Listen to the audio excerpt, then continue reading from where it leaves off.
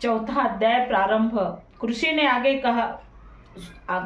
कहना प्रारंभ किया। जब दुरात्मा दावन महिषासुर तथा उसकी राक्षसी सेना का ध्वंस देवी के हाथों में हो गया, तब इंद्रादि देवता भूमि पर मस्तक टेक कर देवी दुर्गा की स्तुति करने लगे।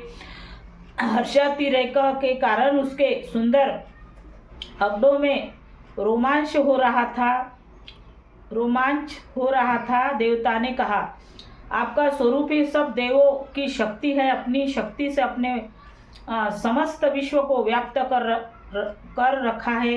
आप सभी देवों तथा महर्षियों के द्वारा अत्यंत पूजनीय है। आप हम सबका कल्याण करें। जिन देवी के अतुलनीय प्रभाव तथा उसके विक्रम का वर्णन करके भगवान शेषनाग, ब्रह्मा और शिव जी भी अपने को सर्वथा असमर्थ पाते हैं, वे ही भगवती चंडिका संपूर्ण जगत का पालन एवं अमांगलिक भय के निवारणार्थ उपाय करे। जो धर्मपर पुरुषों के गृह में लक्ष्मी रूप में, दुरात्माओं के यहाँ अलक्ष्मी रूप में, विशुद्ध अंतकरण वालों के हृदय में स्थित बुद्धि रूप से, सज्जनों में श्रद्धा रूप से तथा कुलीनों में लज्जा रूप पिनी बनकर निवास करती है। उन महामाया भगवती दुर्गा को हम सब नमस्कार करते हैं। हे देवी, आप संपूर्ण विश्व का पालन करें। हम इन अचिंतनीय रूप असुरों के विनाशक शौर्य तथा समस्त देवासुरों के सामने उत्पन्न हुए हैं। अद्भुत चरित्र का वर्णन नहीं कर सकते। सृष्टि के उत्पत्ति में आप ही कारणभूत है। आप में तीनों गुण सत्व, रज और तम विद्यमान है, तथापि आपका संसर्ग दोषों से नहीं होता है। आपके महत्व को भगवान विष्णु और शिवजी भी नहीं जान सकते। इस चराचर जगत की उत्पत्ति आपके ही अंश से हुई है। आप ही समस्त प्राणियों के लिए आधार स्वरूप है। आप ही एकमात्र सबके लिए मूलभूत अव्याकृता प्रकृति है। हे देवी, यज्ञाहुति में जिसके उच्चारण मात्र से सभी देवों की तुष्टि होती है, वह स्वहा आप ही है। इसके अतिरिक्त आप पितरों की भी तृप्तिदायिनी है। इसलिए सभी लोग आपको सदा के नाम से अभिहित करते हैं। हे देवी, आप ही वह पराविद्या है जिससे निर्वाण प्राप्ति, अतीत महाव्रत स्वरूपता, संपूर्ण दोष रहितता, जितेंद्रियता एवं तत्व की सारता प्राप्त होती है तथा जिसकी उपलब्धि के लिए समस्त मुनिजन निरंतर अभ्यासशील रहते हैं। आप ही शब्द स्वरूप अत्यंत निर्मल,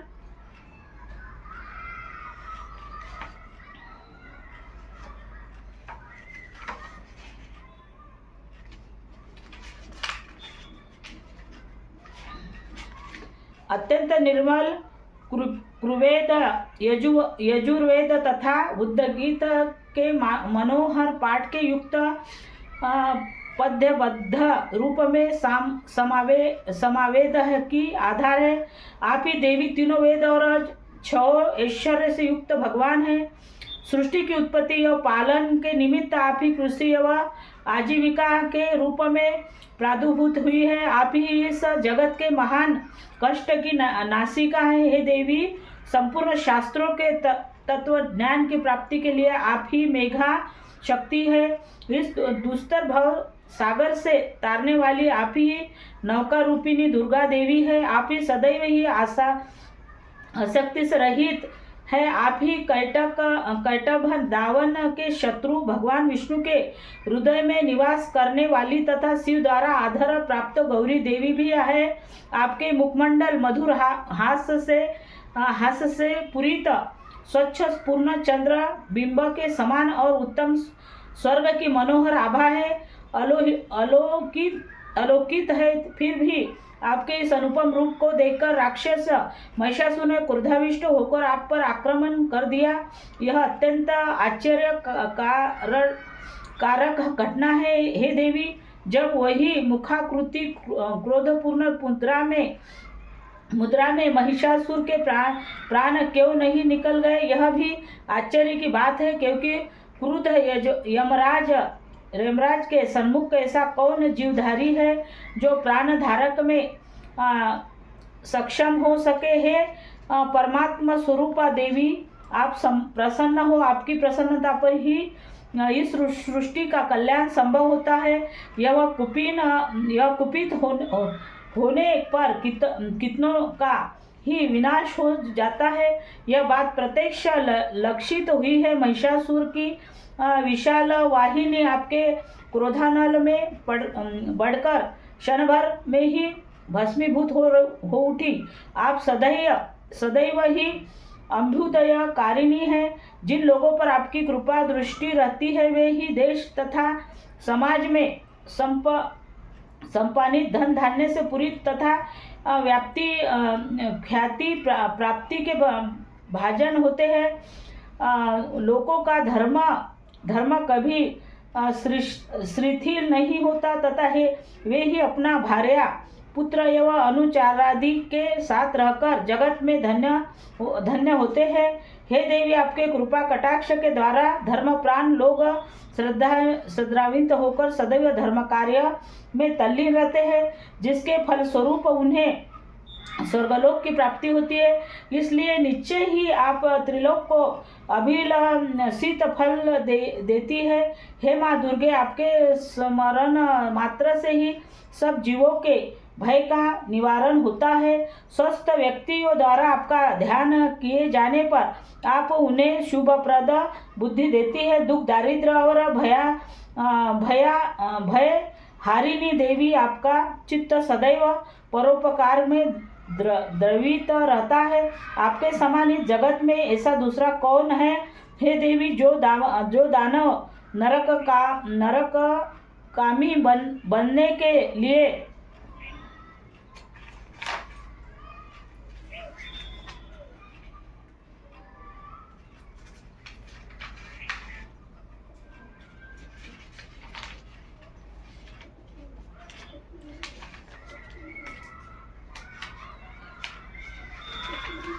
बनने के लिए अनंत काल तक दुराचरण करते रहे। उन्हें वध के बहाने स्वर्ग प्राप्ति करने तथा संसार को सुखी बनाने के हेतु भी आप उसका संहार करती है। आप अपने शत्रुओं पर शस्त्र क्यों उठाती है? आप में अपने दृष्टिपात से ही समस्त दानवों को भस्मासुत करने की शक्ति है। फिर भी आप ऐसा न करके युद्ध स्थल में ही उसका वध करती है। इस बात में कोई भेद अवश्य ही छिपा हुआ है। वह भेद अनुमानत यही होगा कि वे सब दानव मेरे शस्त्र स्पर्श द्वारा पवित्र होकर स्वर्ग लाभ करें। इस प्रकार उन पापात्माओं को प्रति भी आपके उत्तम विचार रहते हैं। उन राक्षसों की आंखें खड़क की भयंकर चमाहट और त्रिशूल की धनीभूत दीप्ति से चकाचौंध हो जाने पर भी प्रकाश रहित नहीं हुई, क्योंकि वे सब आपके आनंद प्रद मुख चंद्र को निहार रहे थे। हे देवी, आपका शील दुरात्माओं के अनीतिकर व्यवहार का निवारक है। आपका स्वरूप अत्यंत तथा अतुलनीय है। आपकी सुरता देवजयी दानवों का संहारक है। इस प्रकार आपने सदा ही अपने शत्रुओं पर भी कृपा दृष्टि रखी है। हे वरदानी देवी, आपके शौर्य की समानता कहीं भी नहीं हो सकती। शत्रुओं को त्रस्त करने वाला ऐसा मनोरम रूप अन्यत्र कहाँ दिखाई पड़ा सकता है। हृदय में कोमलता एवं युद्ध स्थल में निष्ठुरता, ये दोनों बातें एक साथ होने का भाव आपके अतिरिक्त त्रैलोक्य में कहीं नहीं दिखाई पड़ता है। जगदम्बे, शत्रुओं का वध करके आपके उन्हें अमरत्व प्रदान कराया है। उन लोगों के द्वारा हम सबों को मिलने वाला त्रास भी दूर किया है, इसलिए हम सभी का आपको नमस्कार है। हे देवी, आप शूल के द्वारा हमारी रक्षा करें। हे अंबिके, आप अपने खड़ग, घंटा ध्वनि और धनुष्य की टंकार से भरी रक्षा करें। हे चंडिके, आप चारों दिशाओं में अपने त्रिशूल को घुमाकर मेरा परित्राण करें। त्रैलोक्य के में आपके जो परम मनोहर या भीषण रूप दृष्टिगत हो रहे हैं, उसके द्वारा आप हमारी तथा भूतल की रक्षा करें। हे अंबिके, भूतल की रक्षा करे। हे अंबिके, आपके कर कमलों में शुभित होने वाले खड़ग, शूल, गदादि जो भी आयुध हो, उन सभी के द्वारा आप हम सभी का रक्षण करें। तब इसके बाद कृषि ने कहा, इस तरह जगदम्बा जगन माता की समस्त देवगणों ने समवेश स्वर में स्तुति की तथा तदंतर इंद्रपुरी का बगीचा के दिव्य पुष्पों एवं गंध चंदन आदि के साथ उसकी पूजा की। तत्पश्चात देवों ने दिव्य धूपों के सुवास से उन्होंने सुवासित किया। देवी ने हाथ जोड़कर नमस्कार करते हुए उन देवों से कहा,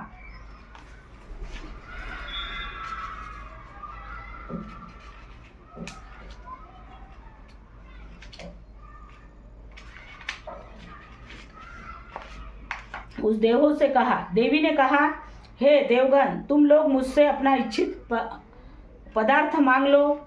देवों ने कहा, हम लोगों की संपूर्ण आकांक्षा आपकी कृपा से पूर्ण हो चुकी है। अब कुछ भी पाने की चाह नहीं रह गई है। महेश्वर, आपके हमारे शत्रु महिषासुर का वध किया है, फिर भी आप यदि अनुग्रहवश हम लोगों को कुछ देना ही चाहती हो तो हमारी इच्छा है कि हम सब की आपका स्मरण करें। आप दर्शन देकर हम सबों का कष्ट दूर करें। हे प्रसन्न वदना अंबिके, जो भी इन शस्त्रों के द्वारा आपका गुणगान करे, उसे आप धन्य धन्य यह स्त्री पुत्रादि से युक्त करें तथा हम लोगों पर सदा ही प्रसन्नता की दृष्टि रखे। इसके अनंतर कृष्ण ने कहा, हे राजन, देवताओं ने अपने तथा विश्व के कल्याण के निमित्त जब भद्रकाली देवी को स्तवन के द्वारा प्रसन्न किया, तब देवी तथास्तु कहकर वही अंतर्निहित हो गई है। राजन, प्राचीन काल में से त्रैलोक्य शिनी देवी देवों के शरीरांश में जिस तरह प्रादुर्भूत हुई थी, वह सब वृत्तांत मैंने तुम्हें बतला दिया।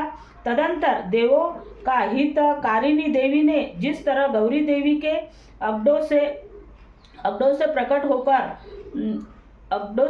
होकर शुंभ एवं निशंभु दैत्यों का संहार किया, उसका वर्णन अब मैं तुमसे कहता हूँ।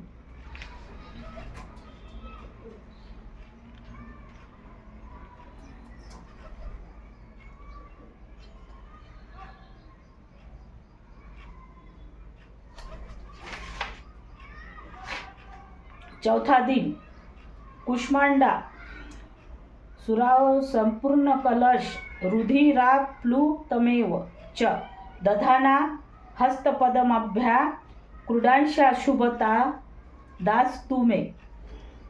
माँ दुर्गा की चौथी शक्ति का नाम कुष्मांडा है। अपनी मद हल्की हंसी द्वारा ब्रह्मांड को उत्पन्न न करने के कारण इसका नाम कुष्मांडा पड़ा। नवरात्र उपासना में चौथे दिन माँ कुष्मांडा के विग्रह की उपासना पूजा आराधना की जाती है। इस दिन साधन का मन अनाहत चक्र में स्थिर होता है। अंत पवित्र मन से पूजा उपासना को करना चाहिए। माँ की उपासना मनुष्य को स्वाभाविक रूप से भवसागर में से पार उतारने के लिए सर्वाधिक सुगम और श्रेयस्कर मार्ग है। माता कुमांडा की उपासना मनुष्य को आदि व्याधियों से विमुक्त करने व उसे मुख समृद्धि और उन्नति की ओर ले जाने वाली है। अंत अपनी लौकिक पारलौकिक उन्नति चाहने वालों को कुष्मांडा उपासना में सदैव तत्पर रहना चाहिए। गणेश जी भगवान की जय, माँ कुष्मांडा की जय, हमारे दुर्गा माँ की जय, कुल देवता जीन माता भैरव जय की जय, गुरु गजानन महाराज की जय, हमारे गणेश जी भगवान की जय, हमारे महाकालेश्वर बाबा की जय।